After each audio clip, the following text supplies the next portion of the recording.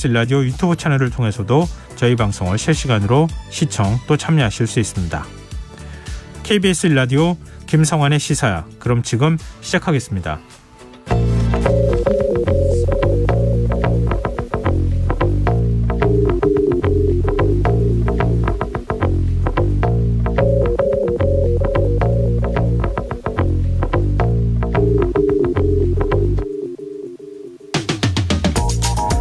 방역당국이 오늘 실내 마스크 착용 의무를 풀기 위한 구체적인 계획을 발표했습니다. 마스크 착용 의무 해제는 일정 조건이 충족돼야 하겠다는 얘기인데요. 2주 이상 확진자 수가 감소하거나 위중증 환자와 사망자가 줄어서 치명률이 낮아질 경우, 중환자 병상이 안정적으로 유지되고 백신 접종률이 일정 기준을 넘는다. 이런 4가지 기준 가운데 2개 이상을 달성한다면 실내 마스크 착용을 의무가 아닌 권고하는 쪽으로 바꾸겠다는 겁니다. 정부는 그 시점을 이르면 내년 설 이후로 내다봤는데요. 이런 결정 어떻게 봐야 할까요? 조규홍 보건복지부 장관은 마스크 의무 조정 문제는 과학방역의 기조에서 결정한다, 이런 입장이지만 당장 방역당국 내에서도 이견이 좀 있는데요. 정기석 국가감염위기대응 자문위원장은 실내 마스크 착용 해제 시점을 특정하는 건 오히려 비과학적인 정책이라고 경고했습니다. 코로나19 확진자 수가 늘고 있는 상황에서 또 다른 혼란을 야기할 수 있다는 건데요. 상황이 이렇다 보니 방역 정책을 정치권의 요구에 떠밀려 결정한 게 아니냐는 우려마저 나옵니다. 실내 마스크 착용 의무를 어떻게 조정할 것인지 단계적 로드맵을 논의하는 일 물론 필요합니다. 하지만 마스크 의무 해제에 대한 국민 인식조사 결과 역시 어느 한쪽으로 쏠리지 않고 있는 만큼 조금 더 신중한 접근이 필요했던 게 아니냐 하는 생각이 드는데요. 방역당국이 정말 과학 방역을 하고 있는지 지켜보는 눈이 참 많습니다.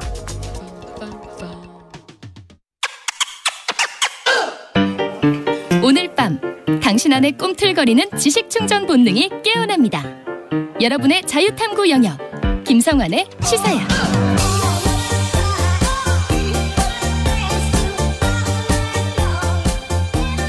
한 주 동안 있었던 이슈 가운데 우리가 조금 더 깊이 들여다봐야 할 정치권 움직임 분석해보는 시간입니다. 뉴스 외전 늘 꽉 채워주시는 두 분 패널 소개해드리겠습니다. 김민하 시사평론가 모셨습니다. 안녕하세요. 안녕하세요. 배용찬 인사이트K 연구소장 자리하셨습니다. 안녕하세요. 안녕하십니까. 배용찬입니다. 네. 국회가 오늘 밤 지금 본회의 10시부터 원래 지금 예정돼 있다 이렇게 얘기가 나오는데 이 본회의에서 내년 예산안 처리하고 예산 부수 법안도 지금 처리하는 것으로 예정돼 있는 상황이잖아요.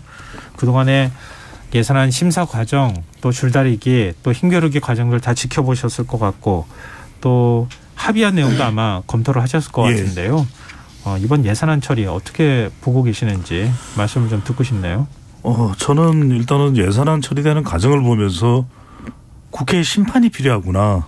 이런 필요하구나. 생각을 국민들은 가질 수밖에 없었을 것이다. 제가 뭐 국민을 다 대변할 수는 없지만 그런 분노가 분명히 각종 데이터에도 감지가 됐다고 봐야 될 것 같고요. 왜냐하면 우리가 뭐 정당 지지율이야 어느 정당을 지지하겠느냐 이렇게 물어보는 거지만 정말 이 정당이 역할을 제대로 하고 있느냐 더군다나 국회의원들이 국민들을 대표하는 역할을 하고 있느냐 이렇게 물어보면 거의 점수를 주지 않는 국민들이 다수가 아닐까 싶어요. 왜냐하면 일단은 저는 이 활동과 관련해서 평가를 한다면 첫 번째로는 예산안이 그렇게 시기가 중요했음에도 불구하고 일단 시기에 대해서 역할을 제대로 못한 무책임성. 또 하나는 뭐냐면 내용을 보더라도 결국 이러려고 이렇게 연장을 했던 것인가 동부진압되게 가지 않는 것이고 세 번째는 오늘 밤 10시지만은 오늘도 지금 계속해서 9시 또는 6시에 더 일찍이 6시에 본회의를 열어서 부수법안과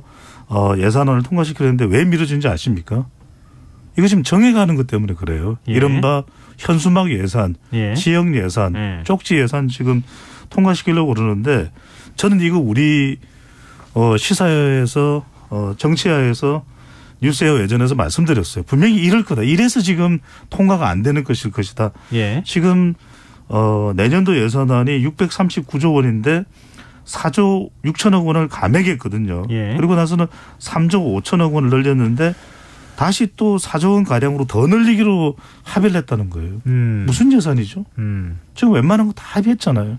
그런데 이 이야기는 뭐냐면 결국 마지막에 수천억의 쪽지 예산이 지금 또 횡행하고 있다 분명히. 네. 그래서 지금 기재부에서 이걸 이제 이른바 예산안에 포함하는 시트 작업이라고 그러거든요. 예. 이른바 우리가 뭐 엑셀 작업을 한다든지 이런 걸 말하는데 지금 그게 늦어져서 못하고 있다. 저는 심판받아야 되는 국회의 민낯을 봤다. 예. 이런 평가를 내리고 싶습니다. 김민하 평론가는요. 국회의원들이 이제 배 소장님 말씀을 듣고 얼마나 오금이 저리겠습니까. 배 소장님의 이런 말씀을 듣고 반성을 하기 바라고요. 저는 이제 이렇게 또 따끔한 말씀하셨으니까 네. 또 어떤 사람은 또 좋은 얘기도 한마디 해줘야죠. 네. 그런 말은 뭐가 돼요? 네. 아니 따끔한 사람 하는 사람이 이제 좀 이렇게 무게감 있는 사람이고. 균형이에요. 네. 네. 따끔한 얘기하는 사람은 좀 이 중량감 있는 사람이고 예. 좀 가벼운 사람이 이제 이제 좀 낙관적인 얘기를 해야죠. 왜 놀리는 것 같죠? 아니 그렇지 않습니다. 네. 제가 말한 건 이제 존재감을 얘기한 거고. 네. 어쨌든 이제 합의를 한 것은 저는 뭐 이 여러 우여곡절을 거쳤지만 합의가 안 될 뻔한 거를 합의를 했다는 점에서는 저는 그래도 참 뭐 그 점은 다행이다라고 생각을 하고요. 네. 이 합의가 이 예산안 내용 자체에 대해서는 저는 이제 개인의 어떤 생각을 반영해 봤을 때는 마음에 안 드는 점이 굉장히 많습니다. 그럼에도 불구하고 어쨌든 합의를 했다는 거에 저는 긍정적으로 평가를 하면서 합의를 했기 때문에 이제는 뭐에 진력을 해야 됩니까? 이태원 참사 국정조사를 충실히 하는 것에 이제 진력을 해야 되고요. 네. 그리고 아마도 남은 기간이 얼마 안 되기 때문에 연장을 해야 되지 않을까라고 저는 생각을 하는데 네. 지금은 뭐 연장 얘기하기는 이르다라는 게 뭐 여당의 주장이지만 시일이 다가오면 또 그 태도도 바뀌기를 좀 바라보면서 앞으로 좀 더 유연한 그러한 협상을 해나갈 수 있었으면 좋겠습니다. 그럼 뭐 기왕 얘기하신 김에 협상한 내용에 대해서 뭐 불만이 많다고 말씀하셨으니까 어떤 부분들 얘기하시려고 하는 거예요? 이건 이제 저의 개인의 뭐 이런 생각이지만 네. 법인세를 뭐 굳이 이렇게 1%포인트씩 뭐 구간별로 인하할 필요가 있었는가 이런 것들도 의문이고요. 예. 그리고 행안부 경찰국하고 법무부 인사정보관리단 예산안을 어쨌든 뭐 정기 편성을 하면 하는 거고 아니면 아닌 건데 50% 삭감 50%를 뭐 하고 뭐 이런 게 크게 뭐 어떤 합리성이 있는가가 이런 게 좀 의문입니다. 예. 그리고 이게 결국은 이 야당의 주장은 지금 이제 정보조직법을 개정하지 않은 상황에서 시행령으로 강행을 한 것이기 때문에 문제라고 한 거잖아요. 그러면 차후에 정보조직법을 어떻게 개정한다든지 하는 합의를 하면 되고 또는 위법성 여부를 결론 낼 수 있는 어떤 단위에서 따로 판단을 하면 된다든지 예. 이런 합의가 제가 볼 때 합리적인 것 같은데 50% 삭감을 하고 반영한다 이게 좀 잘 이해는 안 되고 예. 그리고 이제 언론의 또 보도의 태도의 문제이기도 하겠지만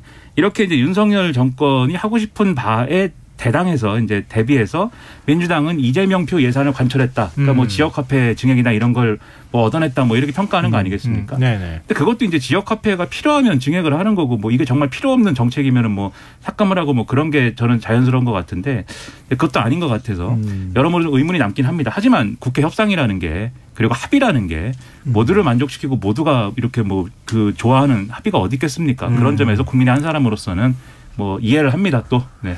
제가 뭐 아무것도 아닙니다만 이해를 합니다 제가. 네. 뭐 이번 이제 그 합의안에 대해서 불만이 있는 건 김민하 평론가는 불만이 있는 건 아닌 것 같아요. 대통령실이 불만이 더 큰 것 같은데요. 그렇죠. 보니까. 네네. 지금 뭐 대통령실에서 공식적으로 밝힌 것만 해도 힘에 밀려서 민생 예산이 퇴색했다 이런 입장을 밝혔고 뭐 지금 언론을 통해서 전해지는 거 보니까 합의안에 대해서 주호영 원내대표가 설명을 하러 윤 대통령한테 가려고 했더니 올 필요 없다. 뭐 이렇게 얘기를 했다는 거 아니에요? 네. 그러니까 이 결국은 여러 가지 예산과 관련돼 있는 거 지금 이제 말씀하셨지만 경찰국하고 법무부 인사정보관리단 예산 이거 깎은 거 이거에 대한 불만이 제일 큰 거 아니냐. 그렇습니다. 그리고 또 하나 더 하자면 법인세율 인하하는 거 네. 파격적으로 과감하게 25에서 22로 내리지 않고 그냥 1%포인트 내리는 것으로 그치는 거에 대한 불만을 얘기하는 거 아니냐. 뭐 이런 얘기가 있네요. 그러니까 국민의 힘은 수용했을지 모르지만 네. 윤석열 대통령과 대통령실은 수용하지 않았다는 이야기가 나오는 거예요.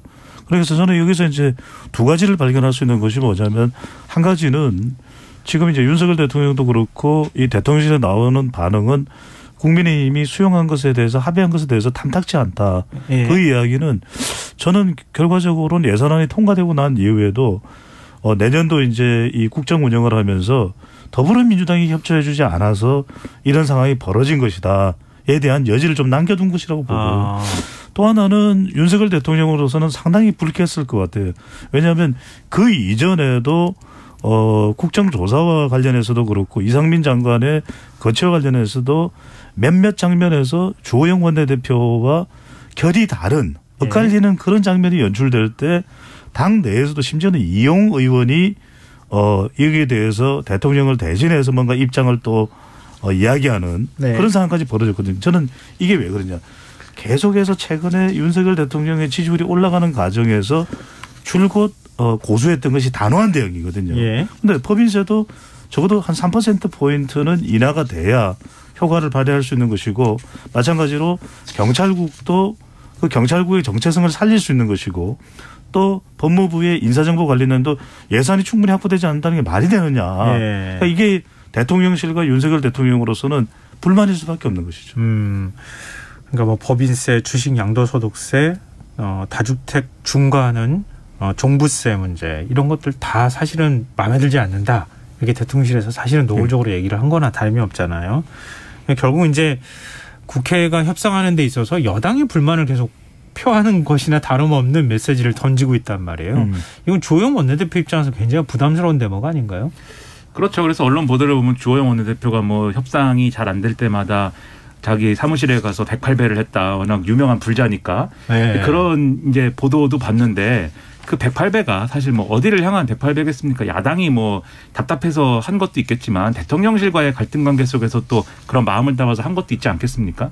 근데 결국은 이제 대통령실이 좀 탐탁치 않아 하면서도 결국은 오케이를 했기 때문에 예산안 합의가 됐다고 봐야 되겠죠. 그래서 사실 이렇게 합의가 끝나고 나서 우리는 불쾌하다라고 하는 반응이 나오는 것은 배 소장님이 말씀하신 것처럼 실제로 불쾌해서도 이기도 하겠지만 앞으로의 일에 대해서 정치적 맥락을 잡아가는 데 있어서 대통령실이 정치적인 대응을 하는 측면도 있다고 보여요. 지금 보면은 지금 이제 윤석열 대통령의 핵심 지지층 사이에서 이 불만이 좀 있는 것 같습니다. 이게 집권 초라 그런 것인지 아니면 말씀하신 대로 윤석열 대통령의 단호한 대응의 매력을 느껴서 그런 것인지 모르지만 주호영 원내대표 너무 물렁한 거 아니냐 이 얘기 지금 나오거든요. 그러면서 지금 그렇지 않아도 정진석 비대위원장이 무슨 방송사 패널들까지 성향을 가지고 얘기를 하는 이런 국면에서 이 윤석열 대통령의 말이 먹히는 그러한 이제 국면을 만들어야 되지 않겠느냐라는 그런 여론들이 막 있어요. 그럼 이 상황을 딱 종합을 해보면 대통령실이 지금 여당에 대해서 불만족하고 있기 때문에 차기 이 전당대회에서의 새롭게 들어설 지도부의 성향이라든가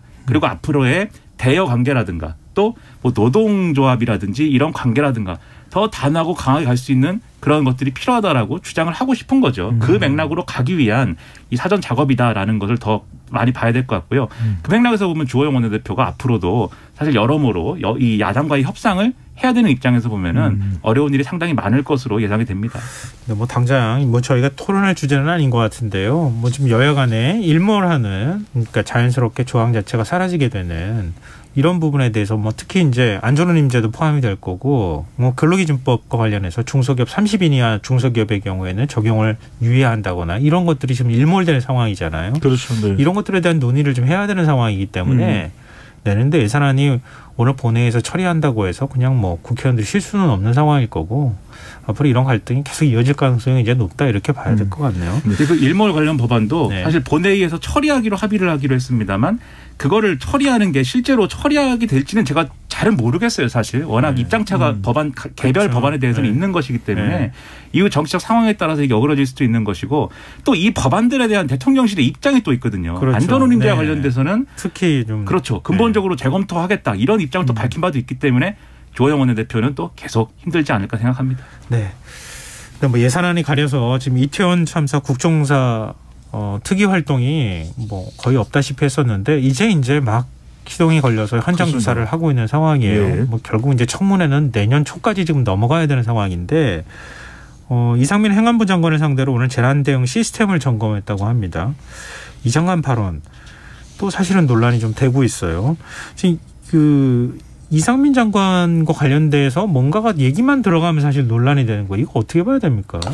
저는 이게 일단은 이상민 장관의 거취가 분명해질 때까지는 계속될 수밖에 없다고 봅니다. 왜냐하면 지금 국정조사의 세 가지 중요한 축이 하나는 이제 제대로 진상규명을 하는 것인데 지금 뭐 정인 채택 문제도 있고 1월 2일 날 이제 청문회를 한다고 그러는데 바로 그 새해가 새해로 바뀌고 바로 그렇게 청문회가 제대로 될 수 있을까? 그것도 의문인데 지금 1월 7일이면 일단 국정조사 기간이 만료가 됩니다. 네. 그러면은 그때까지 진상규명이 제대로 될지 여부가 지금 사실은 불확실하지만 안 될 가능성이 높다고 봐야 되겠죠. 왜냐하면 지금 언제 다음 주에 대부분의 지금 조사 대상자나 이런 대상들을 놓고서 여야가 다 모여서 충분히 증거를 확보하고 이러기는 굉장히 어려워지고 있거든요. 왜냐하면 네.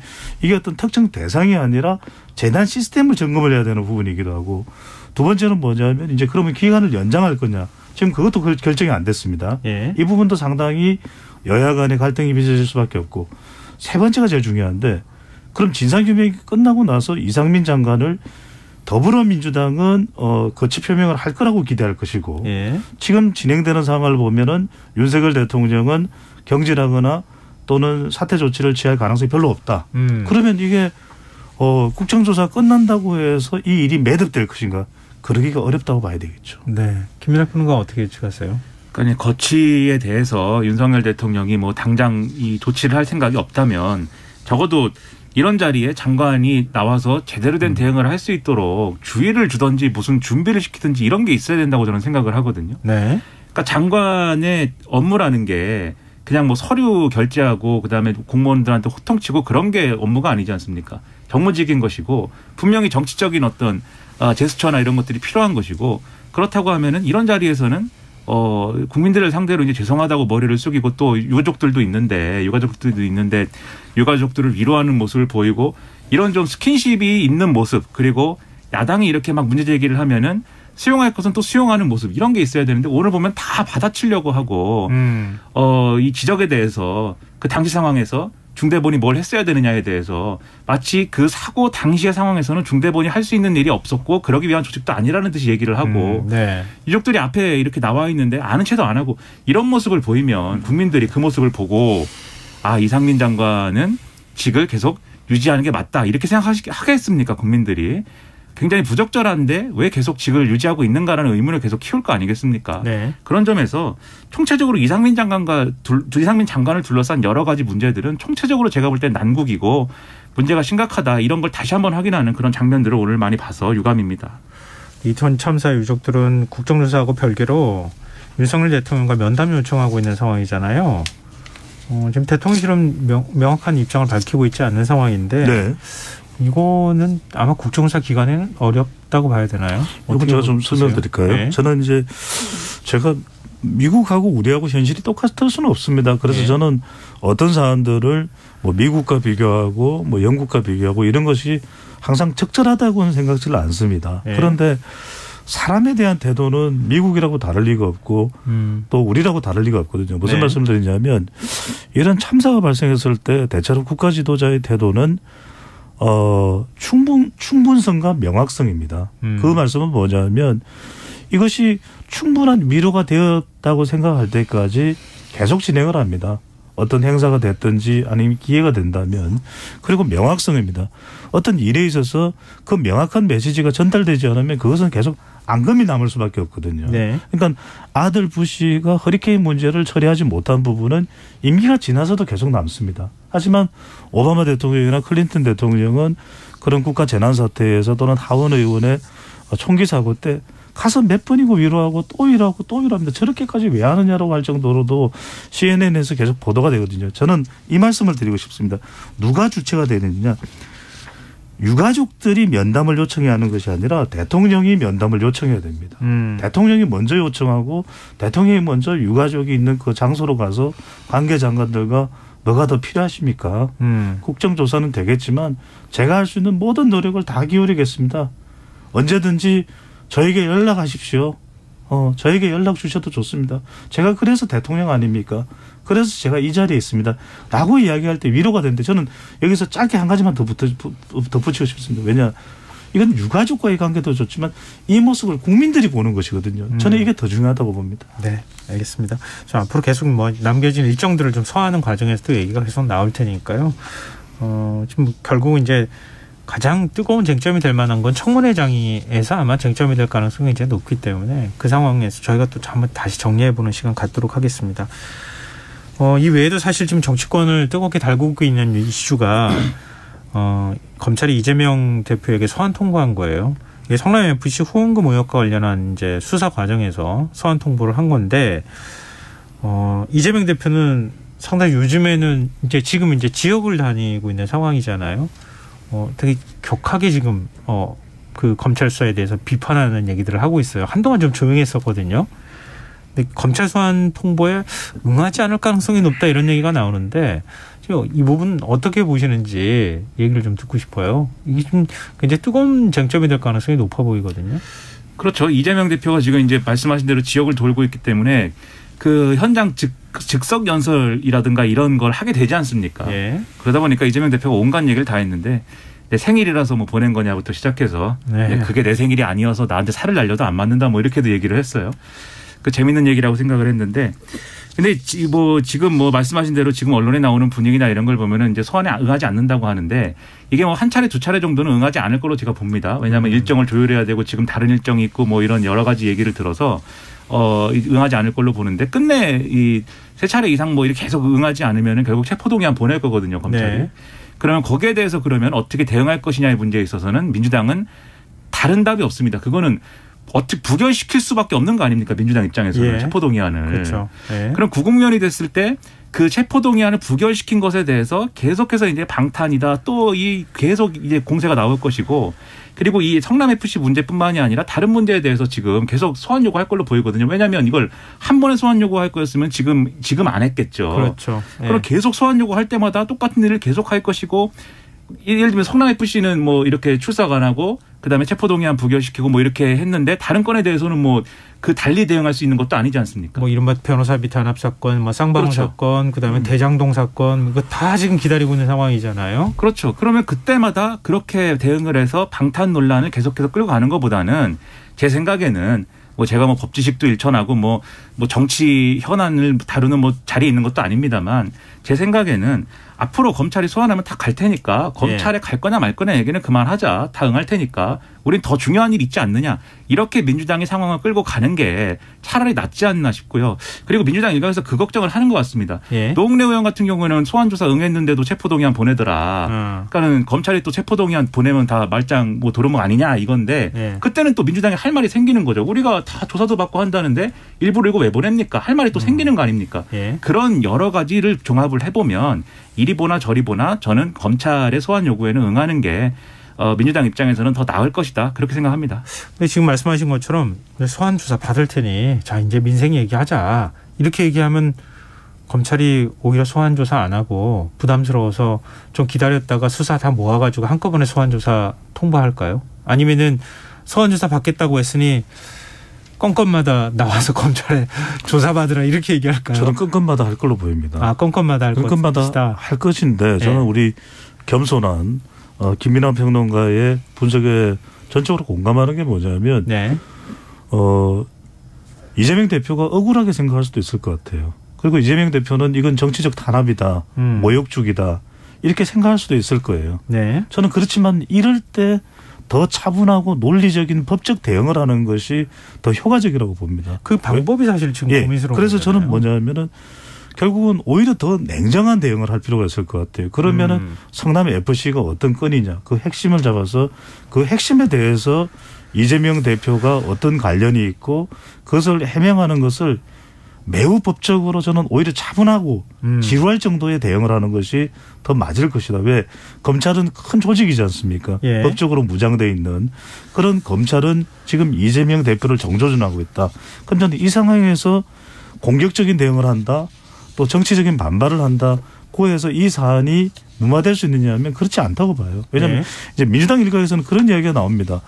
그렇게 논리적 이성적 대응을 한다는 이야기야말로 검찰의 법적인 공세에 대해서 인정을 하는 것이다. 하지만 저는 이게 지금 단순히 이 순간을 28일의 소환을 비켜간다고 해서 해소되지 않을 거라고 봐요. 계속해서 내년 2월, 3월 여러 가지 의혹들이 있기 때문에 계속 기소가 되고 또 소환 조사를 또 응할 수밖에 없는 그런 상황에 직면할 수밖에 없다고 보거든요. 그래서 저는 뭔가 좀 어떤 식으로 방향을 대응 방향을 갈지에 대해서 분명히 좀 노선을 정할 필요가 있을 것 같아요. 지금은 지금 뭐 말씀하신 것처럼 소환조사 응하지 말고 그냥 일단 소환조사 받고 난 소환조사 이렇게 당당하게 받는다. 그러고 난 다음에 검찰이 이후에 소환조사 통보해도 또 가서 받고 또 통보하면 또 가서 받고 그게 그렇죠? 민주당이나 이재명 대표가 대응하는 데 있어서는 오히려 낫다. 저는 이제 그렇게 생각하고 이런 얘기하면 또 민주당에서 그런 반론을 할 것 같아요. 이게 소환조사에 응한다고 해서 방탄정당이라는 공세가 그러면 뭐 없어지느냐. 계속 할 것이다. 그리고 검찰은 목표를 이미 정해놨기 때문에 소환조사에 응한다고 해서 기소 안 하는 것도 아니고 반드시 기소할 것이다. 맞죠? 저도 기소할 거라고 봅니다. 근데 이게 결국은 민주당 입장에서는 장기전이 될 수밖에 없어요. 어떻게 하든 어떤 선택을 하든 국민의힘은 민주당이 숨만 쉬어도 방탄정당이라고 할 겁니다. 그리고 검찰은 이재명 대표 기소할 것이고 재판까지 가서도 재판에서 이 민주당은 계속 이재명 대표는 나는 억울하다고 할 것이고 재판에서 그다음에 거기에 대해서 계속 검찰은 여러 가지 언론 플레이를 하고 뭐 이렇게 갈 거예요. 구도는 그렇게 가는 건데 문제는 국민들이 볼 때 민주당 이 사태에 대해서 어떤 말을 하고 있느냐 이게 중요한 거거든요. 그래서 만약에 민주당이 우리가 셈을 해봤을 때 다음 총선까지 우리는 검찰과 싸우는 당이다. 우리는 검찰하고 계속 싸울 것이다. 검찰은 부당하고 검찰의 싸움 부당하고 이것은 정치 탄압이다라는 주장을 총선 직전까지 계속 끌고 가는 게 정치적으로 유리하다고 판단하면 그렇게 하겠죠. 그런데 만약에 그게 예를 들면 민주당의 김종민 의원 같은 경우에는 라디오 방송에서 그런 얘기 한 적 있어요. 검찰하고 국민의힘의 목표는 이재명 대표를 끌어내리거나 감옥에 넣는 것이 아니고 민주당을 방탄정당으로 만드는 게 목표다. 이렇게 얘기한 적이 있거든요. 그러니까 저는 그 얘기가 상당히 일리가 있다고 봐요. 그러니까 그 함정을 빠져나와야 된다고 생각을 하면은 이 변수를 국민들에게 할 말 있는 변수로 만드는 게 중요하다. 우리가 응했는데도 체포동의안 되고요. 우리가 검찰 조사를 받고 있는데도 방탄정당이라고 합니다. 말이 안 되지 않습니까? 이 할 말이 있는 게 중요하지 않느냐. 저는 이제 그렇게 생각하는 겁니다. 짧게만 덧붙이면은 결과적으로는 이제 진영에서 평가하는 것이 중요한 것이 아니라 중도층과 MZ세대에서 이것을 어떻게 인식하고 평가하는 것이 저는 이제 향후에 이 국면마다 나타날 것으로 보이거든요. 그다음에 이제 첫 번째 소환에 응하는 것이 왜 중요하냐면 저는 두 번째, 세 번째 조금 터무니없다고 생각하는 그런 소환이 오더라도 그거는 이제 불응을 할 수도 있겠지만 첫 번째 소환에 응하지 않으면 아예 전면적으로 이건 거부하는 거냐라고 또 정치적으로 해석될 수 있는 부분이기 때문에 그런 이 소환의 국면이나 수사의 국면마다 어떤 판단을 하는 것이 상당히 중요할 것 같아요. 네, 알겠습니다. 지금 여러분께서는 KBS 라디오 김성환의 시사를 듣고 계십니다. 뉴스의 배전 배종찬 인사이트 K연구소장 김민하 시사평론가 두 분 패널과 함께하고 있습니다. 자, 이제 연말 대통령 특사 얘기 좀 해보죠. 법무부 사면심사위원회가 오늘 특사 명단을 추린 것 같아요. 일단 뭐 그 국무회의 상정하는 안건 자체를 만들었다는 게 거의 뭐 지금 이대로 된다 이렇게 봐도 무방할 것 같은데 이명박 전 대통령은 특별 사면 복권까지 갔는데 김경수 전 경남지사의 경우에는 그동안에 언론에서 많이 얘기 나왔던 것처럼 사면은 하되 정치적 복권은 안 된다. 이렇게 지금 결정을 했어요. 이 사면에 뭐 아직까지 최종 확정된 건 아니지만 국무회의를 통과해야 되겠지만 이대로 만약에 사면되는 걸 특사를 하는 것에 대해서 두 분은 어떻게 평가하시는지. 김경수 포비아 또 정치적인 노림수가 담겨 있다고 봐야 되겠죠. 그러니까 대체적으로 우리가 사면을 이야기할 때는 복권은 뒤따라오는 것이었거든요. 그런데 이명박 전 대통령에 대해서는 사면과 복권이 이제 동시에 되는 것이고 김경수 전 지사에 대해서는 복권을 하지 않는 것인데 사면만 하겠다는 것입니다. 그러니까 형 집행이 정지되는 것이고 그렇다면 이건 어떤 의미가 있을까?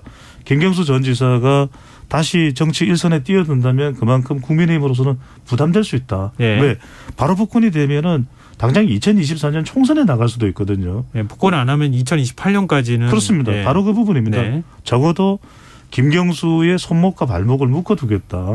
정치적으로는 날개짓을 못하도록 사실 그런 상황이라고 봐야 되겠죠. 그러면은 김경수 전 지사가 복권까지 된 상황이라면 국민의힘과 여당으로서는 두 명의 유력한 정치적인 이 영향력이 있는 정치인 두 사람과 맞상대를 해야 되거든요. 이재명과 그리고 김경수. 근데 김경수를 묶어두면은 이재명만 상대하면 되니까 김경수에 대한 포비아를 공포증이죠. 이걸 상당히 줄여놓을 수가 있다고 판단하는 것이죠. 네, 김민하 평론가 말씀드릴게요. 언론 보도를 보니까는 이런 해석을 국민의힘 일각에서는 하는 모양입니다. 김경수 전 지사를 선거에 나갈 수 있는 상태로 해서 이 사면 복권하면 그게 이제 야당의 뭐 분열을 야기하려는 전략이라는 평을 들을 수 있다. 그래서 이러는 거다라는 평을 하던데. 야당을 위해서 우리가 그렇게 한 거다? 그렇죠. 그렇게 했다고 하면은 상당히 상냥한 정부죠. 야당에 네. 대해서. 네. 아주 상냥한 이제 정권과 여당인데 네. 저는 그렇다고 생각하지 않고요. 근데 내심은 제가 볼 때는 오히려 김경수 전 지사에 대해서 사면 복권을 다 하고 싶을 거라고 봅니다. 그런 이유에서 오히려 야당의 분열이나 이런 데 뭐 득이 될 수 있기 때문에 그런 정치 공학만 생각을 한다면 또 여러 가지를 감안해야겠지만 오히려 그렇게 열고 싶을 텐데 그런데 왜 이렇게 하느냐. 저는 이 모든 얘기가 결국은 이명박 전 대통령 사면을 하기 위해서 끼워 맞추는 식으로 판단을 하기 때문에 이렇게 된 게 아닌가라는 의심을 갖고 있습니다. 네. 그러니까 왜 갑자기 이번 사면에서는 주로 정치인들을 대거 사면하려고 하느냐. 그러니까 이명박 전 대통령을 사면해야 되는데 이 진영의 논리에서 한쪽 진영만 사면해 주면은 다른 쪽이 또 사면을 해줘야 되고 이게 균형을 서로 무게를 맞춰야 되니까 서로 맞춰가는 과정에서 이제 대거 정치인 사면이 되는 건데 근데 이 김경수 전 지사를 사면해야 된다라는 주장은 사실 이전에 대선 과정에서 권성동 의원이 한 얘기거든요. 뒤집어서 한 얘기지만 이명박 전 대통령을 문재인 정권이 사면할 것이다. 왜냐하면 김경수 전 지사를 사면하기 위해서 이러면서 하나로 묶여버린 거지 않습니까? 그러니까 이명박 전 대통령을 사면을 하려면 김경수 전 지사를 사면을 해야 되는데 문제는 그것을 윤석열 대통령의 지지층이 수용할 수가 없습니다. 김경수 전 지사가 무슨 뭐 드루킹을 해가지고 안철수 당시 후보 등등에게 상당한 피해를 입혔고 민주주의를 이렇게 무너뜨렸는데 왜 사면 복권합니까? 이렇게 되니까 반만 하는 거죠. 사면만 하고 그러니까 자녀형에 대해서 면제만 하고 복권을 안 시켜줬다 이렇게 가는 건데 저는 그냥 이명박 전 대통령 사면이 필요하다고 생각하면 이명박 전 대통령만 사면을 하고 그 정치적인 부담을 안으면 되는데 이렇게 여러 사람을 다 끼워 맞춰서 사면을 하는 게 올바른 사면권 행사의 방식인가에 대해서 한번 돌아봐야 되지 않나 그런 생각이 좀 듭니다. 네, 알겠습니다. 뭐 사면 최종 결정된 건 아니니까요. 우리가 다시 한번 얘기할 기회를 만들어서. 근데 한 가지 의문 부호는 던지고 싶은 게 그동안 보면 균형을 고려치 않았던 균형을 또 기준으로 삼지 않았던 것이 윤석열 대통령의 스타일이고 했는데 저는 굳이 김경수 전 지사를 균형 때문에 반쪽 사면이 됐든 하는 것일까 그건 쉽게 또 저는 납득이 안 가거든요. 그래서 저는 그것보다는 오히려 좀 반쪽짜리 사면을 함으로써 더 민주당에게 좀 정치적으로 부담을 주는 왜 사면은 됐지만 그렇게 되는 경우에는 김경수 전 지사의 입장도 상당히 난감해지는 상황이거든요. 그런데 사면은 이명박 전 대통령의 사면 덜러리를 서기 싫다고 했는데 사면이 돼버렸고 정작 정치적 활동은 재개할 수가 없는 상황이기 때문에 저는 김경수 전 지사의 정치적 영향력마저도 좀 꺾어놓는 상황이 아닌가 이런 분석을 해봅니다. 네, 두 분의 시각이 비슷하면서도 약간 엇갈렸어요. 차이가 좀 그런 것도 있어야죠. 사람이 둘이면 어우를 주면 우리 김일환 평론가가 참 포용력이 좋네요. 자, 우리 끝으로 국민의힘 얘기를 좀 해보죠. 국민의힘이 차기 당대표를 선출하는 경선 룰을 당원 투표 100%로 바꾸었습니다. 이게 사실 일사천리로 지금 당원 선거 룰을 그 규칙을 바꾼 거잖아요. 이것에 대한 논란도 있기는 한데 지금 이거는 지금 되돌이키는 어려운 상황이고 결국 윤심이 작동한 거 아니냐 여기까지 얘기가 지금 진행된 거는 아마 방송 들으시는 청취자분들도 많이 아실 것 같은데요. 더 관심을 모으는 거는 그럼 이 안에서 이른바 김장연대가 적극적으로 움직이고 있고 맞선복 봤다 뭐 이런 말도 하고 있고 김장은 이미 당국이 시작했다고 얘기를 하는데 어느 정도 파급 효과가 있을 것인지 안철수 전 대표나 뭐 지금 다른 당권 주자들도 움직이고 있는 상황이잖아요. 지금 국민의힘 당권 경쟁 구도와 룰과의 관계, 상관관계 이런 것들 어떻게 지금 진행이 될 거라고 보십니까? 저는요. 윤심은 아직 결정되지 않았다는 생각이 듭니다. 윤심은 결정되지 않았다? 이 룰은 친윤 후보 중 누군가를 낙점해 놓고 또는 누군가의 가능성이 상당히 높다고 보고서 당원 100%와 결선 투표로 간 것이 아니라 저는 이번에 이 전당 룰의 변경은 유승민 배제 룰이다. 그러니까 유승민 전 의원이 최근 이제 국민 여론조사에서 전체 응답자에서도 가장 높은 결과가 나오고 있고 또 국민의힘 지지층에서도 가장 높지는 않지만 의미 있는 경쟁력이 나오고 있거든요.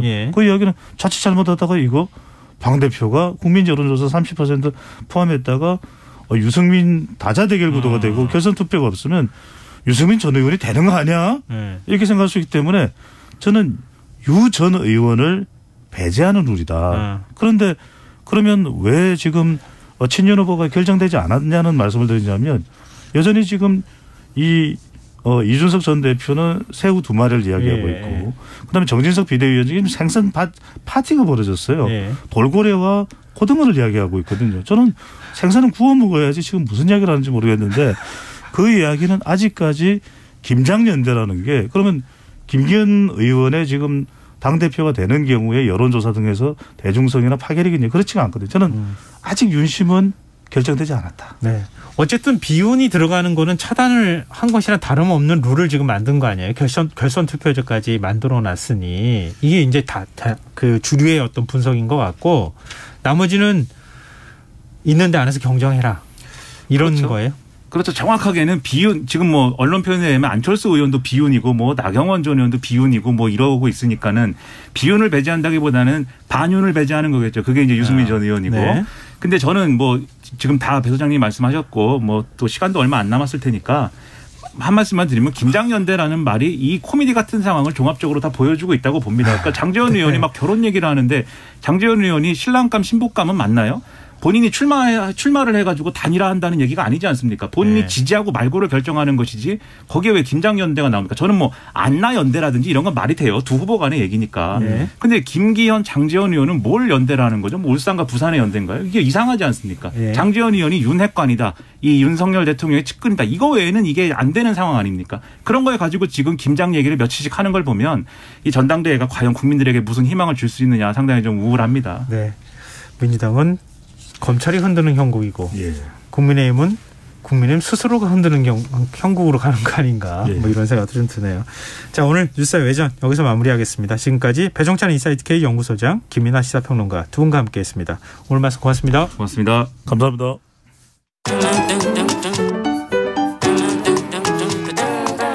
일일 시사권장량 채워가세요.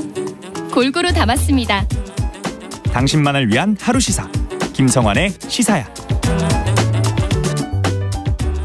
오늘 오전 지하철 3호선 선로에서 화재가 발생해 지하철 운행이 2시간가량 중단됐습니다. 출근길 발걸음을 재촉하던 시민들은 큰 불편을 겪었는데요. 문제는 최근 수도권 철도에서 하루가 멀다 하고 열차 사고가 발생하고 있다는 겁니다. 시민의 발이 돼야 할 지하철에서 왜 이런 사고가 계속되고 있는 건지 임광균 송원대 철도경영학과 교수 연결해서 얘기 들어보도록 하겠습니다. 교수님 안녕하십니까? 예, 안녕하십니까? 네, 우선 서울 지하철 3호선 무학지역에서 독립문역 사이 터널에서 이 불이 난 사고, 이거 원인부터 좀 여쭤보고 싶어요. 네, 기본적으로 전기적 원인으로 좀 추정이 되는데요. 뭐 오늘 사고가 났기 때문에 당연히 이제 이렇게 세부적인 원인은 이제 조사는 이제 하겠습니다만, 기본적으로 이제 전기적 원인이고 이제 그 안에서 크게 이제 두 가지를 좀 볼 수가 있겠는데요.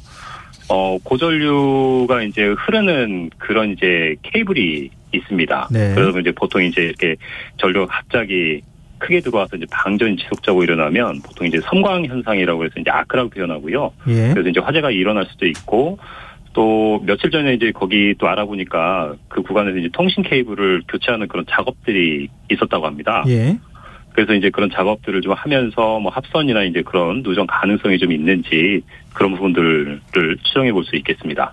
또 어제는 7호선에서 열차가 갑자기 멈춰섰잖아요. 당시 열차 안에서 펑 하는 소리와 함께 불이 꺼졌다. 이런 이제 목격담이 나왔는데 이 사고는 또 어떻게 봐야 됩니까? 예, 그것도 뭐 마찬가지로 전기적 원인으로 그렇게 추정이 되는데요.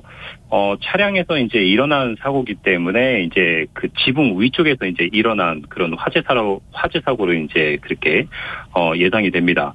그래서 보통 이제 지하철 지붕에 보면 이렇게 전선에 쭉 닿고 가는 그런 이제 설비들이 있어요. 그게 이제 철도에서는 펜터그래프라고 하고 또는 이제 집전 장치라고 얘기를 하는데 거기에서 이제 보통 이렇게 고압 케이블을 전류를 이렇게 받아서 이제 차량이 운행되는 이제 그런 형태인데 거기에서 이제 피복이 벗겨져서 뭐 아크가 발생해가지고 화재가 일어났거나 또는 요즘에 이제 날씨가 추워져가지고 천장에 이제 냉난방기가 있지 않습니까?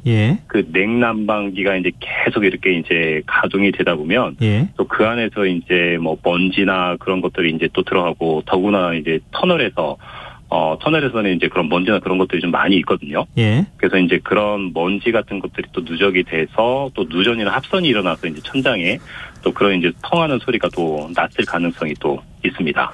근데 이걸 제가 계속 꼼꼼히 여쭤보기도 참 그런데요. 지난 15일 지하철 1호선 열차가 한강철교 위에서 멈추는 사고가 있었잖아요. 2시간 네. 동안 승객들이 난방도 안 되는 열차에 갇혀 있기도 했는데 이것도 정기적 요인입니까? 예, 그것도 이제 정기적인 요인인데 전기가 이제 차량에 들어왔다 안 들어왔다 해가지고 결국에는 이제 전기가 이렇게 안 들어오는 그런 경우인데 기본적으로 전기가 이제 차량에 들어오지 않으면 사실 열차를 구동할 수 있는 모든 것들이 이제 다 올스탑이 된다라고 이제 보시면 되겠습니다. 근데 이제 다만 기본적인 이제 배터리가 있어요. 그래서 이제 그 배터리는 어떤 용도냐면 이제 기본적으로 차량 내에 실내등 좀 일부 6개 정도 이제 유지해주는 그런 기능하고, 그다음에 예. 와이파이하고, 그다음에 최소한의 이제 열차 컨트롤할 수 있는 그런 이제 설비들의 이제 전력만 공급해주는 그런 기능이기 때문에 예. 기본적으로 전기가 이제 안 들어오면 차량 구동할 수도 없고 또 에너지가 많이 들어가는 그런 난방 설비도 이제 구동이 할 수가 없는 거죠.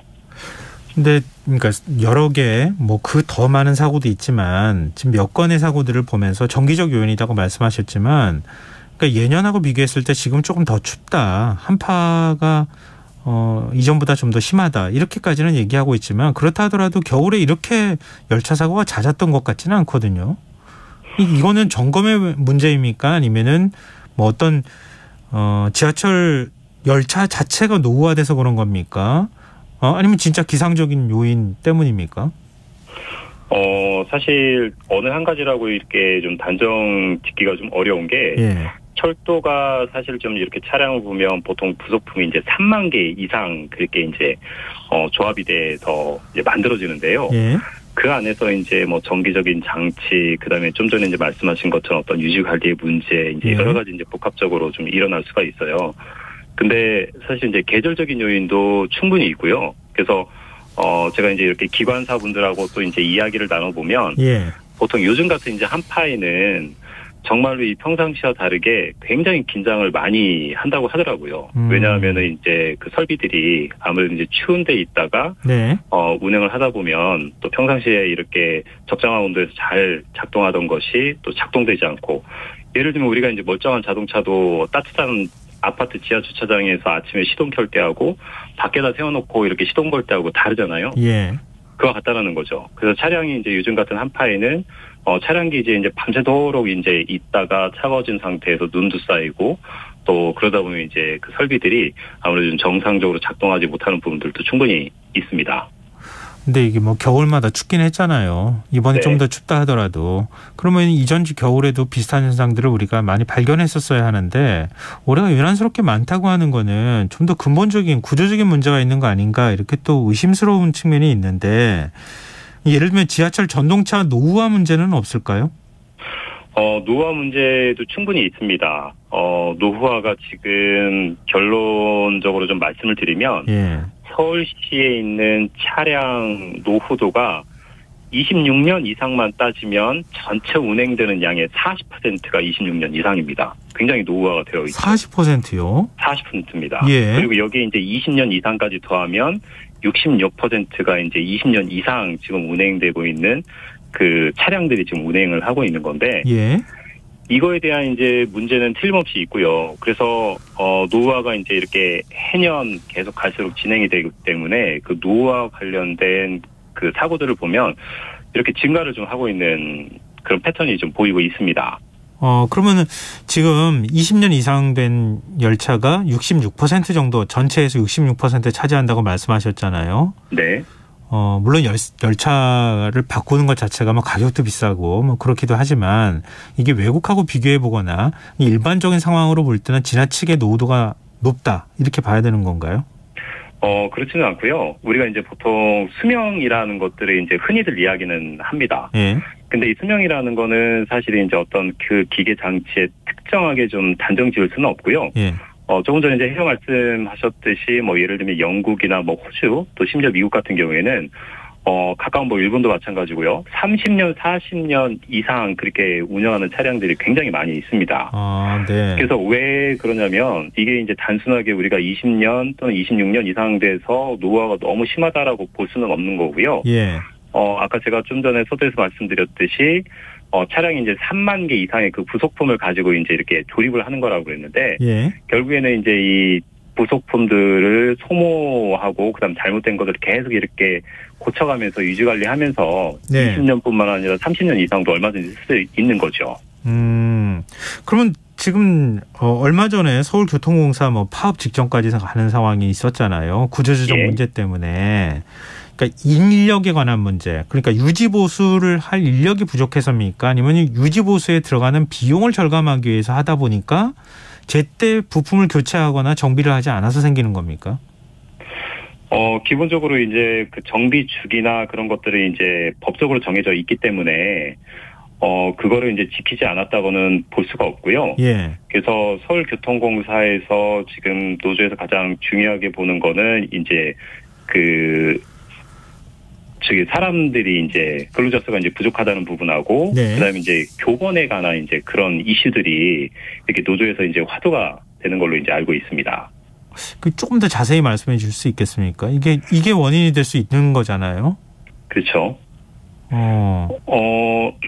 그러니까 우리가 이제 교번을 좀 보통 얘기를 할 때 철도 운영 기관에서 가장 많이 갖고 있는 교번이 이제 4조 2규대라는 이제 표현을 써요. 그러니까 2규대를 하는데 크게 이제 4개의 조가 있고, 예. 또 이제 최근에 이제 만들어진 뭐 서울메트로 9호선 운영 주식회사 같은 경우에는 3조 2규대 형식으로 또 쓰거든요. 예.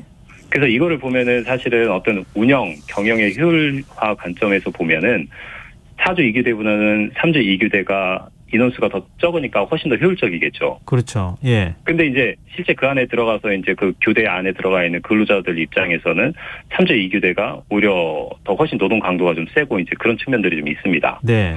그래서 이제 노조에서는 4조 2규대를 이제 계속 주장을 하고 있는 거고, 또 이제 서울시나 이제 경영 사측 입장에서는 이제 경영 효율화 측면에서 3조 2규대를 이제 그렇게 이야기를 하고 있는 거죠. 예. 예. 그러면 지금 앞서 이제 저희가 원인을 하나하나씩 짚어 나왔잖아요. 네. 부품이 노후화되면은 원래 교체 주기나 수명이 있기 때문에 그건 교체를 무조건 해야 되는 거다. 이렇게 말씀하셨는데, 그렇다면은 계절적 요인이 일부 있다 하더라도 지금 이렇게까지 자주 어떤 고장이 발생하는 것은 결국 유지 점검을 하는 인원이 부족하기 때문이다. 이렇게 얘기로 자꾸 모이거든요.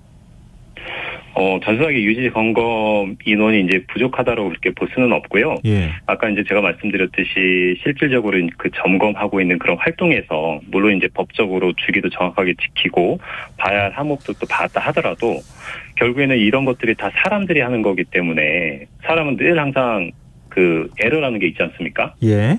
예. 그런 이제 에러라는 부분들을 사실 이제 상수로 보면은 그 상수가 좀 특정한 시기에 집중적으로 이제 유발이 되고 있는 거죠. 예. 좀 특정한 시기라고 하는 게 겨울 지금 요즘입니까? 사실 올해는 뭐 코레일도 마찬가지고 서울교통공사가 올해 좀 다른 해와 다르게 좀 유난히 좀 이렇게 건수가 좀 많이 일어나고 있더라고요. 예. 예.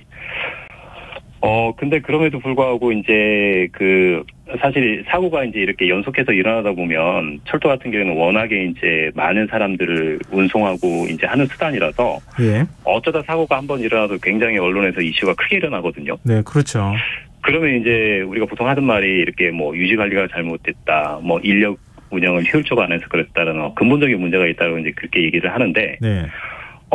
한 가지 좀 명확하게 그 서울교통공사가 그럼에도 불구하고 이렇게 좀 잘하고 있는 부분은 뭐냐면, 예. 우리가 결국에는 이제 그 사망자 수로 좀 표현을 하면은요, 예. 서울교통공사 같은 경우에는 최근 5년 동안 10억 명당 사망자 수가 0.5명이었습니다. 네. 근데 우리가 이제 뉴욕 메트로 같은 경우 보면은요, 같은 기간에 10억 명당 3명으로 훨씬 더 숫자가 많고, 예. 그 다음에 이제 버스, 그 다음에 노선, 뭐 전세버스까지 포함을 하면 국내 자료로 10억 명당 15명입니다. 예. 예. 굉장히 열악한 조건에 있고 또 아까 이제 뭐 전동차 노후된 것들이 이제 교체해야 되는 부분들이 사실은 철도 운영기관 입장에서 스스로 할 수 없는 부분이거든요. 네. 왜냐하면 이게 예산이 굉장히 많이 들어가는 거기 때문에 네. 그 예산이 지난해에도 보통 이제 최근 한 2,500억 원 정도가 이제 노철도 차량 교체 비용 예산으로 이제 계속 써왔고 또 계획이 되어 있습니다. 이제 마무리를 조금 부탁드립니다. 이게 지금 그래서 네. 예산이 어찌됐든 뭐 이런 근무 체계 내에서도 지금 상황에서는 하여튼 최선을 다하고 있기는 한데 부족한 점들 그러니까 교대제라든가 이런 부분에 대한 보완이 일부는 좀 필요할 수도 있겠다. 이 정도로 좀 정리하면 되겠죠. 예. 네네. 예, 알겠습니다. 자, 임광균 송원대 철도경영학과 교수였습니다. 오늘 말씀 고맙습니다. 감사합니다. KBS 1라디오 김성환의 시사야 1부 순서는 여기서 마무리하겠습니다. 전 11시 정각 2부에 다시 오겠습니다.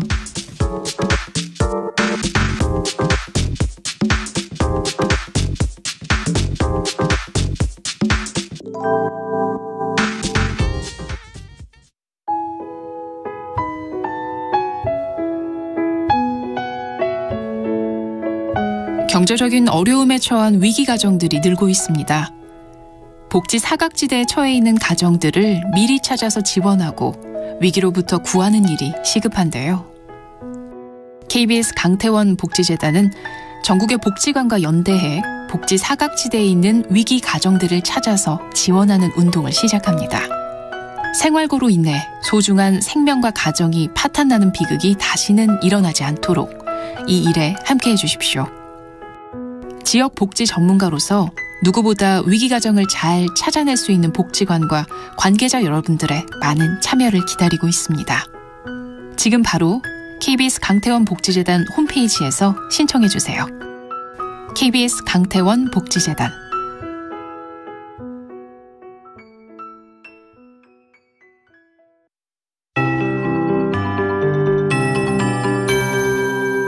KBS 58분 날씨. 내일은 충남권과 충북 중남부는 새벽까지, 전라권은 아침까지 눈이, 제주도는 밤까지 비 또는 눈이 더 오겠고 그 밖의 지역은 대체로 맑겠습니다. 예상 강우량은 충남 남부 서해안과 전북 서부, 전남권과 제주도 5에서 10, 그 밖의 지역 5mm 미만이고 적설량은 전북 서해안과 전남권 서부, 제주도 산지와 울릉도독도 15cm 이상, 그 밖의 지역 1에서 10cm입니다. 중부지방과 경상권, 전북 동부와 일부 전남 내륙을 중심으로 한파특보가 발효된 가운데 내일 아침 최저기온 서울 영하 13도, 광주 영하 8도 등 전국이 영하 20에서 영하 2도로 모레까지 영하 15도 내외로 춥겠습니다. 동파와 냉해, 빙판길 사고 등에도 대비하시기 바랍니다.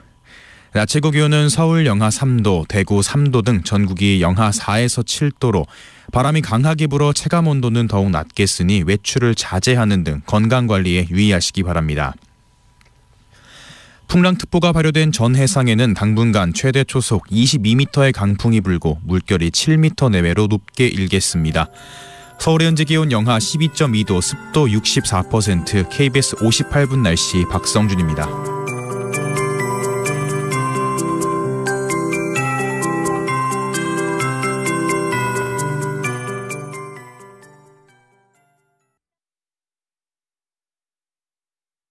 정성을 다하는 국민의 방송 KBS가 11시를 알려드립니다. AM 711kHz, FM 97.3MHz, KBS 1라디오입니다. HLKA.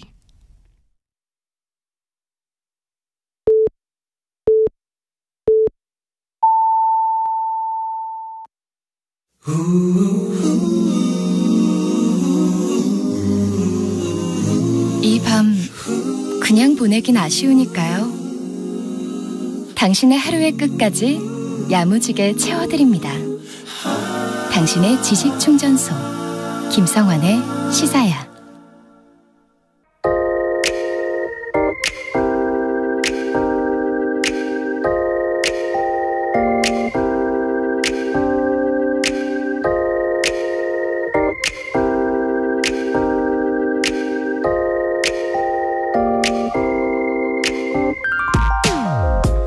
성탄절 분위기에 취해 한창 들떠있을 무렵 지름 100m 크기의 운석이 날아와 충돌한다면 어떤 일이 벌어질까요? 상상도 하기 싫으시다고요? 지구 멸망까지는 아니더라도 거대한 도시 하나는 흔적도 없이 사라지는 대재앙이 발생하게 될 가능성이 높은데요. 영화에서나 볼 법한 이런 일이 지난해 12월 24일 실제로 일어났습니다. 왜 지구는 멀쩡하냐고요? 다행히 지구가 아닌 화성에서 일어난 일이기 때문입니다. 화성 관측 위성이 운석이 떨어져 규모 4의 지진을 발생시키는 모습을 포착했습니다. 나사가 추정한 바로는 운석은 지름이 5에서 한 10m 크기라고 하는데요. 지구에 떨어졌다면 대기와 마찰하는 과정에서 다 타버렸겠지만 화성은 대기 밀도가 지구의 1%에 불과해 이 정도 크기의 운석이 떨어졌는데도 너비 150m, 깊이 21m짜리 충돌구를 만들었다고 합니다. 인간이 우주 관측을 한 이래 가장 큰 운석 충돌이 확인됐다면 그것이 아무리 화성이라도 반길 수만은 없는데요. 나사의 반응은 사뭇 달랐습니다. 나사 연구원들은 성탄절 선물이라고 부르며 환호성을 질렀다고 합니다. 운석의 낙하 충격으로 드러난 지표면 아래 지하 부분에서 다량의 얼음을 발견했기 때문인데요. 화성의 표면을 관측하고 있는 탐사 장비로는 찾아내기 어려운 얼음을 운석 충돌로 찾아냈다는 것도 참 공교롭지만 하필이면 얼음이 발견된 장소가 화성에서 가장 따뜻한 적도라는 점도 큰 행운이라고밖에 볼 수 없는데요. 화성 적도는 일교차가 심하긴 하지만 여름철 기온이 최고 20도까지 올라가기 때문에 언제가 될진 모르겠지만 인류가 유인 우주선을 보내 화성 탐사를 할 때 이 얼음을 캔에 사람이 마시거나 농산물을 재배할 때 사용할 수 있다는 겁니다. 지구에는 재앙을 안겨주었을 운석이 화성에 떨어지는 바람에 화성인이 아닌 지구인에게 행운의 선물이 되었다. 마치 평행 이론을 보는 듯한데요. 다가오는 성탄절 누가 알겠습니까? 우주 저편의 불행이 지구에 있는 나에게는 엄청난 행운이 될지. 지금까지 오늘의 발견이었습니다. Have yourself a merry little Christmas. Let your heart be light. From now on our troubles will be out of sight.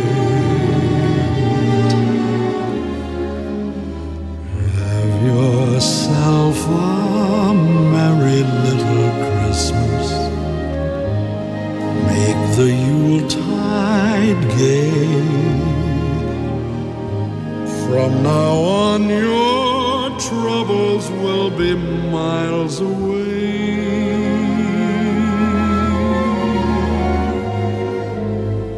Once again, as in olden days, happy golden days of yore. Loving friends who are dear to us will be near to us once more. From now on we all will be together if the fates allow. But till then we'll have to muddle through somehow.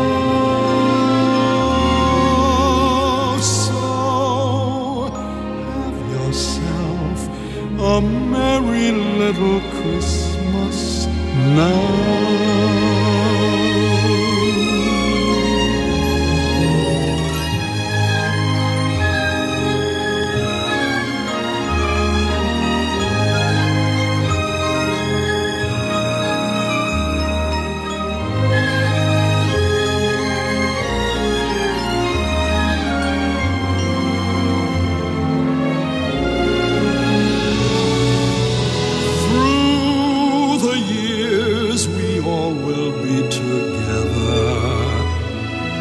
The fates allow. Hang a shining star upon the highest bough, and have little Christmas now.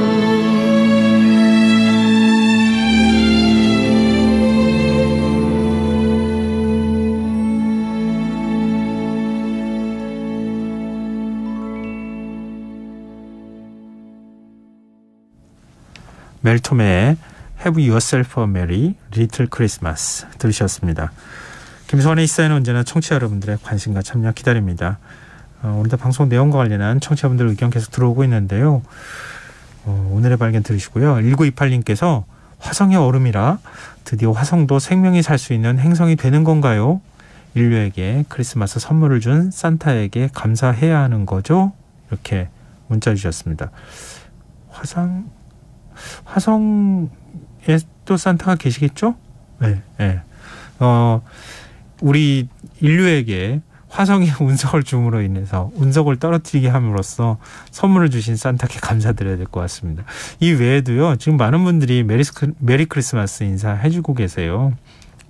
그동안에 좀 약간 팍팍하고 힘든 생활들 하신 분들 굉장히 많을 것 같은데요. 이번 성탄절은 좀 따뜻한 마음으로 보내셨으면 좋겠다는 생각이 드네요. 자, 계속해서 문자 받겠습니다.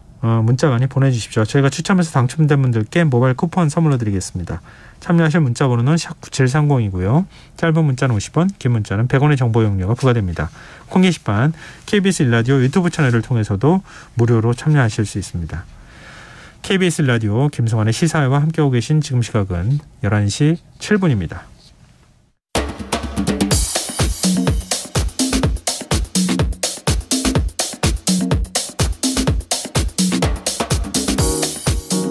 오늘 일어난 세상 곳곳의 소식들 당일 배송으로 전해드립니다. 밤차뉴스 이현경 뉴스캐스터 오늘도 역시 함께하겠습니다. 안녕하세요. 네, 안녕하세요.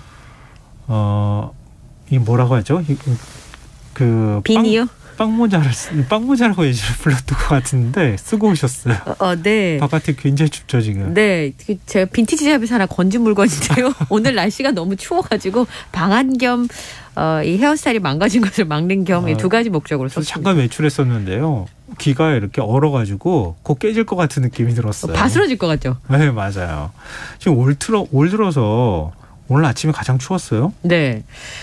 서울이 영하 13.7도였는데 와 기상청 기가 막히다는 생각이 들었던 게 어제 제가 영하 14도까지 내려갑니다. 체감온도는 20도 아래일 거예요 라고 말씀드렸는데 13.7도를 기록해서 이번 겨울 들어서 가장 추운 날씨 체감온도는 영하 22.3도였습니다. 오죽하면 이번에 많이 쓰는 말이 냉동고 한파예요. 냉동고 한파. 예, 굉장히 춥고 출근길에 나와서 직장인들이 아마 재택근무가 굉장히 그립지 않았을까 싶습니다. 이 정도면 재난이다. 이 정도면 집에서 근무해야 된다. 이런 얘기들이 나오고 있었는데요. SNS에 날씨가 이렇게 추운데 재택근무 시켜줘야 되는 거 아니냐. 역대급 추위, 지하철 사고, 정상등교라고 하는 키워드들이 오늘 SNS에 올라오기도 했습니다.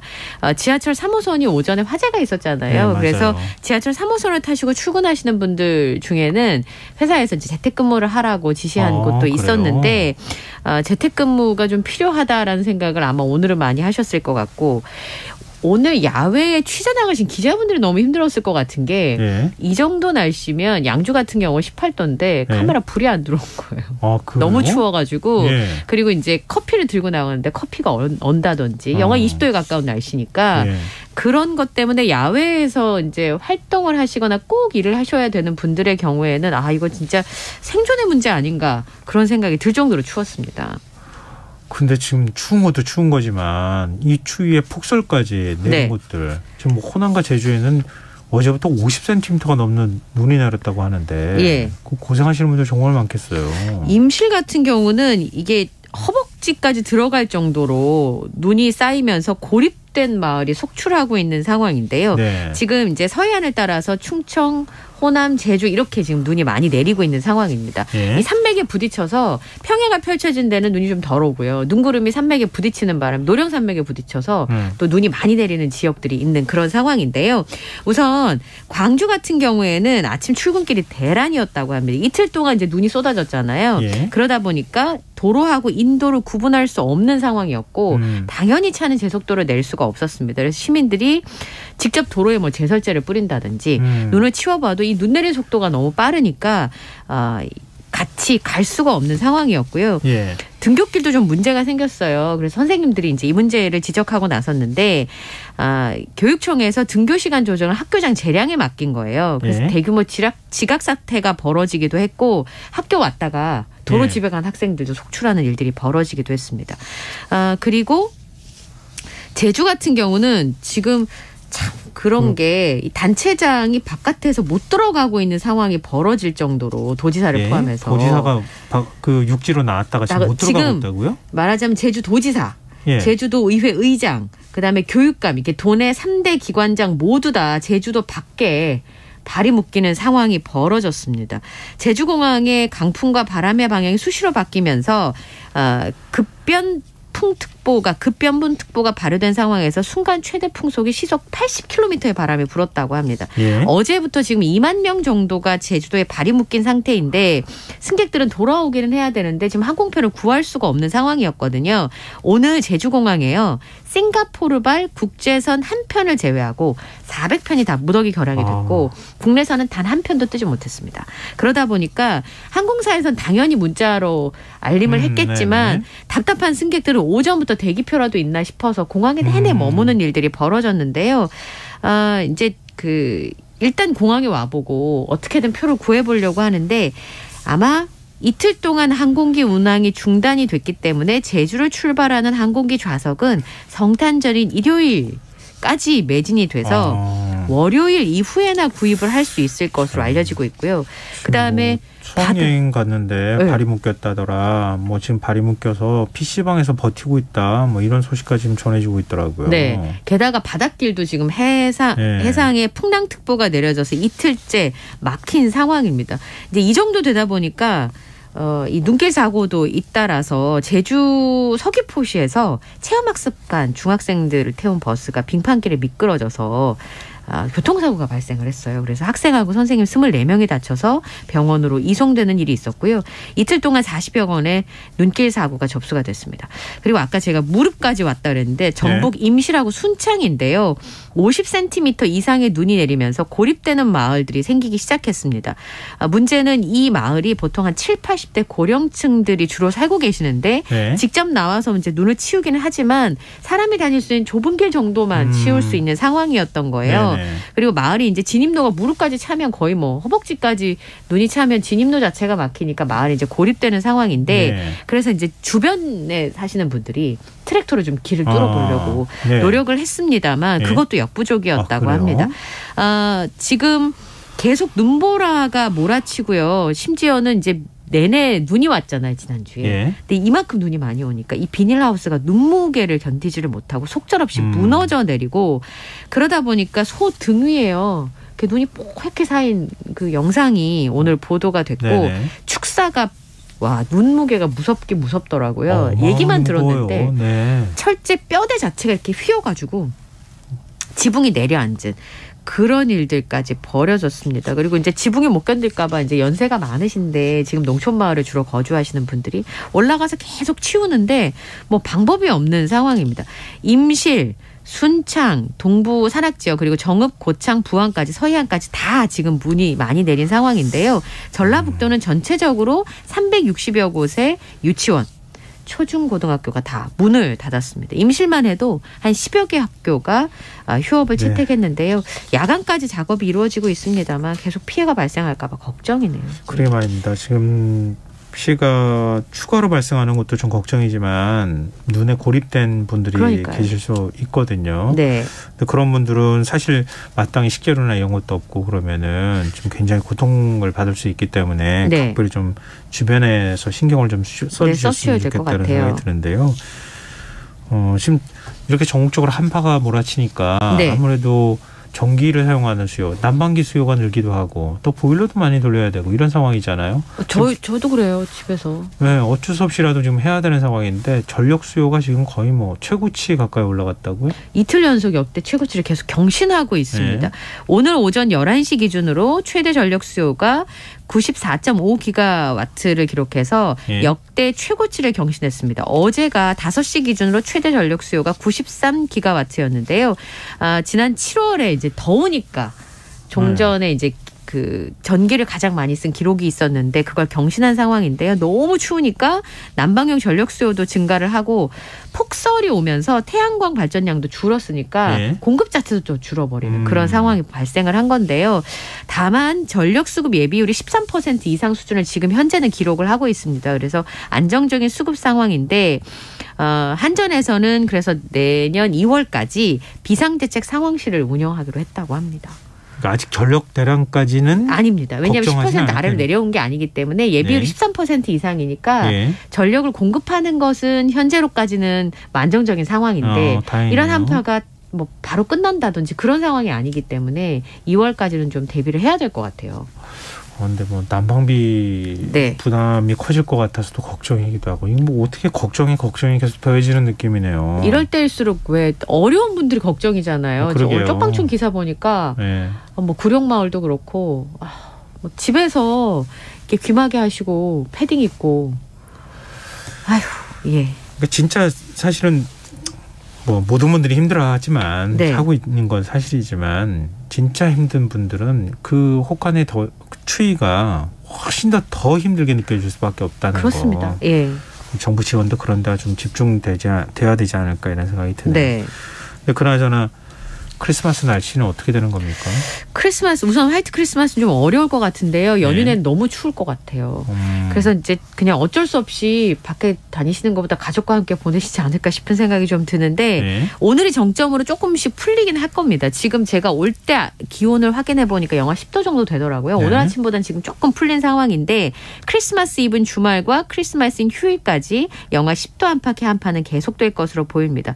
그리고 다음 주까지도 이 추운 날씨는 이어질 것으로 예상이 되는데요. 이럴 때일수록 따뜻하게 입으시고 또 성탄절 내내 강추위가 이어지니까 주의하시면 좋을 것 같고요. 지난번에 말씀드린 것처럼 시베리아에서 내려온 냉기에다가 네. 바다 위에 있는 공기가 굉장히 평소보다 좀 따뜻한 편이거든요. 예. 차가운 것에다가 좀 더 따뜻하니까 눈이 많이 오고 대기하고 바다의 온도 차가 클수록 폭설이 많이 내는데 이런 걸 호수 효과라고 하는데요. 이런 것 때문에 12월에는 눈이 많이 내리고 있는 상황이에요. 예, 하여튼 이래저래 다 지금 조금 긴장을 해야 될 때긴 네, 그렇습니다. 하네요. 자, 다음 뉴스로 넘어가 보겠습니다. 방역 당국이 실내 마스크 착용 의무 완화 기준을 발표를 했어요. 네. 당분간은 착용 의무가 유지가 되는 거죠. 네, 그러니까 아침에 그 발표하는 걸 보고 그럼 이제 마스크 벗어도 돼요? 어떤 분이 저한테도 물어보시는 분이 있으시더라고요. 그렇게 오해하실 수 있는데 언젠가 벗긴 벗는데요. 언제 벗을지 모르겠습니다가 오늘의 결론이라고 보시면 될 것 같아요. 네. 마스크를 벗잖아요. 그러면 아무래도 감염이 많이 될 수밖에 없어요. 그건 불보듯 그렇죠. 뻔한 일인데 당국에서 계산을 해보니까 만약에 실내에서 마스크를 벗잖아요. 그러면 하루 평균 확진자가 최대 11만 명까지 늘어날 수 있다는 겁니다. 그러니까 당장 벗기가 좀 어렵습니다. 오늘 발표된 신규 확진자 숫자가 6만 8,168명이에요. 금요일 기준 지금 15주 만에 최다를 기록하고 있거든요. 그러면 겨울에 유행이 이렇게 자꾸 확산이 되고 있으면 실내에서 마스크를 벗자는 얘기를 할 수가 없는 상황입니다. 지금보다 이제 2배 가까이 늘어난다는 얘기란 말이에요. 확진자가. 그래서 질병관리청에서 시뮬레이션을 해보니까 다음 달 정점에서 하루 확진자가 최대 11만 명까지 나오고 만약에 마스크를 벗으면 유행 정점 시기도 한 줄 더 밀린다라고 하는 연구 결과가 나왔기 때문입니다. 그래서 이런 확진자가 늘어날 수 있기 때문에 이제 그런 부분에 있어서 한두 달 늦춰질 것이라고 분석을 하고 있고요. 오늘 발표된 거는 그 기준이라고 보시면 되겠습니다. 지금 참고치로 보면 주간 환자 발생이 2주 연속 감소하고 주간 신규 위중증 환자도 전주 대비 감소하고 주간 치명률도 0.1% 이하이고 4주 내에 동원 가능한 중환자 병상 가용 능력이 50% 이상 그리고 동절기에 추가 접종을 고령자 50%, 감염 취약시설 60% 이상일 때 이렇게 하겠다라고 했는데 지금은 이 4개 중에서 1.5개만 만족한 상태예요. 치명률이 0.08%, 그다음에 중환자 병상 가용 능력이 68.7%이기 때문에 지금 당장은 지금 하기가 굉장히 어려운 상황인데 그 6월 달에 격리 의무 해제를 판단하는 지표가 있었어요. 그게 주간 사망자가 50에서 100명. 그다음에 그렇게 제시를 했는데 지금 뭐 300 76명이니까 쉽게 변이도 지금 나오고 있어가지고 쉽지 않을 것으로 보입니다. 네, 일단은 이 겨울에 코로나가 좀 정점을 지나고 그쵸? 조금 잦아들어야 가능한 그렇습니다. 도달 가능한 목표가 되겠다 이렇게 네. 이해하는 게 좋겠는데요. 일각에서 주장하던 격리기간 7일 이거 좀 줄이자. 이거는 어떻게 정리가 됐습니까? 이거는 조금 당분간 어려울 것 같습니다. 확진자 격리 의무를 지금 7일에서 의료진들은 3일만 하거든요. 그렇게 단축하자라고 하는 게 여당의 요청인데요. 예. 질병관리청장은 그렇게 한 적은 있지만 실제로 바이러스가 배출되는 기간이 일주일 정도이기 때문에 격리 7일은 해야 된다라고 하는 입장입니다. 그리고 외국에서도 7일간 격리가 대부분이고 일부 나라가 닷새 한다고 하거든요. 네. 34개 나라를 조사를 했는데 그중에서 일부 나라만 닷새란 설명을 덧붙였습니다. 그리고 격리 의무를 축소하거나 폐지하면 취약계층은 아파도 못 쉬고요. 진단검사를 아예 안 받는 사람도 늘어날 수밖에 없거든요. 네. 그래서 그런 부분들을 좀 고려한 것으로 보이고 만약에 코로나19의 감염병 등급 자체가 지금 독감 수준으로 내려오게 되면 격리 의무 해제를 검토하겠다고 밝혔는데 아마 확진자 7일 격리가 가장 마지막에 남지 않을까 싶어요. 지금 중국이 방역 완화하고 나니까 막 코로나 확진자가 막 쏟아져 나오고 사망자가 늘어나는 모습들을 보면서도 야 정말 무서운 바이러스다. 그러니까. 우리가 조금이라도 느슨해지면 그 틈을 차고 바로, 들어와서 예. 고통을 더 가중시킬 수 있으니까 뭐든지 조치는 보수적으로 말씀하셨던 네. 그 기준에 정말 충족되는가를 확인 후에 네. 좀 완화하는 게 어떨까 이런 생각이 드네요. 근데 지금 독감 환자가 빠르게 늘고 있다. 우리 독감 얘기를 여러 번 했었잖아요. 네. 근데 더 상황이 심각해지는 거예요? 그러니까 이제 많아지는 것도 많아지는 건데 청소년들 환자가 너무 많아요. 그러니까 외래 환자 1000명당의 독감 의심 환자 수가 지난달 마지막 주가 17.3명. 근데 지난주가 30.3명이니까 거의 75%가 늘었어요. 한 주 사이에. 예. 그다음에 청소년 측 같은 경우는 청소년 이제 학교에서 공부를 하잖아요. 그러니까 이게 되게 심해져서 일주일 사이에 2배가 급증을 한 상황입니다. 이러다 보니까 최근에 독감 유행이 집단 생활을 하는 아동 청소년층이나 중장년층이 주도하고 있다고 보는데요. 사회적 거리두기를 한동안 하면서 독감의 자연 면역을 획득한 사람들이 적기 때문으로 보고 있습니다. 독감 대비를 좀 하셔야겠습니다. 네. 지금 여러분께서는 KBS 라디오 김성환의 시사회와 함께하고 계십니다. 밤참스 계속 이어가겠습니다. 오늘 오후 대구 무도장에서 방화로 추정되는 화재가 발생했어요. 예. 오후 1시 33분 대구 동구 신천동의 5층짜리 건물에서 예. 성인 무도장이 4층인데 여기서 불이 났습니다. 이제 20분 만에 큰 불길은 잡았고요. 오후 2시 9분쯤 불을 완전히 껐는데요. 예. 무도장 4층이 다 탔고요. 그다음에 신원이 확인되지 않은 사망자 1명이 발견됐습니다. 그리고 출입구 반대편에 탈의실이 있는데 거기서 2명이 부상을 입은 채 구조가 됐습니다. 한 분은 전신 3도 화상, 그리고 한 분은 얼굴과 손바닥에 2도 화상을 입었고 지금 화상 전문 병원으로 이송돼서 치료를 받고 있는 상황인데요. 이 한 분 치료받고 있는 분 얘기를 들어보니까 약속을 잡고 무도장 주인을 만나러 갔는데 상하이 검은색 배달원 복장을 한 사람이 헬멧까지 쓰고 계단으로 올라왔다. 설치 의무를 하려고 가게 안으로 들어가니까 방화범이 인화성 물질을 뿌리고 불을 저질렀다. 이렇게 당시 상황을 방화라는 얘기네요. 네, 설명을 했고요. 가게 주인이 방화범에게 같이 오신 분이냐고 물어봤다는 거예요. 그래서 모르는 사이처럼 보였고 예. 불길을 피해서 탈의실을 대피한 다음에 119에 직접 신고를 하고 구조가 됐다. 근데 이 건물이 재건축 사업이 진행 중이어서 영업을 열었다가 닫았다가 계속 반복했던 것 같습니다. 그래서 이분이 다른 구조된 부상자와 함께 탈의실로 대피했다가 구조가 된 것으로 보이고요. 아직까지 사망자 신원은 확인이 안 됐어요. 일단 목격자의 말에 따르면 방화일 가능성이 매우 높고 네. 뭔가 사연이 있어 보이긴 하는데요. 네. 방화 용의자는 어떻게 잡았습니까? 지금 추적 중인데요. 예. 한 남성이 몸에 불이 붙은 상태로 달아났다. 이런 불이 붙은 목격자의 상태로요? 진술이 있었습니다. 그리고 예. CCTV를 통해서 이 남성을 추적 중인데요. 다양한 가능성을 열어놓고 화재 원인을 조사하고 있습니다만 아까 말씀하신 것처럼 이 방화에 의한 불일 가능성이 높은 것으로 보입니다.